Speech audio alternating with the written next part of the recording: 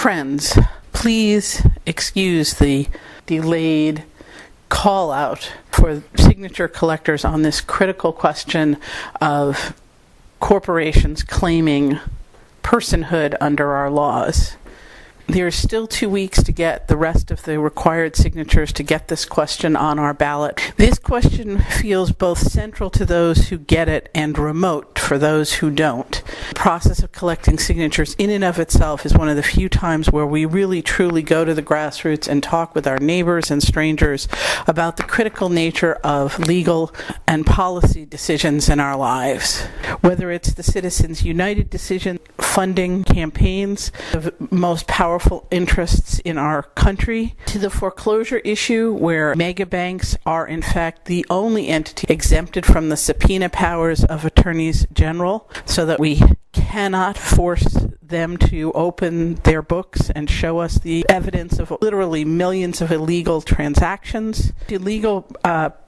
protections that we, the people, should have from the excesses and impacts of oil development, from fracking to the lack of safety valves that led to the devastating and ongoing environmental impacts of the BP oil well blow-up in the Gulf. I could go on and on. There is no area of our lives, whether it is the exclusion of the interest of regular people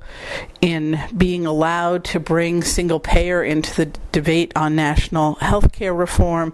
where it was the lobbyists and the overwhelming power of private insurers, many of whom function as monopoly interests in vast regions of our country, to the privatization of war itself, where companies now reap profits by sending contractors in who get killed actually at much higher rates in some areas of the world than U.S. soldiers do, but took the decision-making and the influence of the vast majority of people who oppose war out of the conversation, because we've now privatized and corporations make money off of it, instead of this becoming a commitment of the will of the people of the United States. I cannot underscore more strongly the opportunity that exists here, and am happy to address any area that folks need to think through why it is that corporate personhood is behind the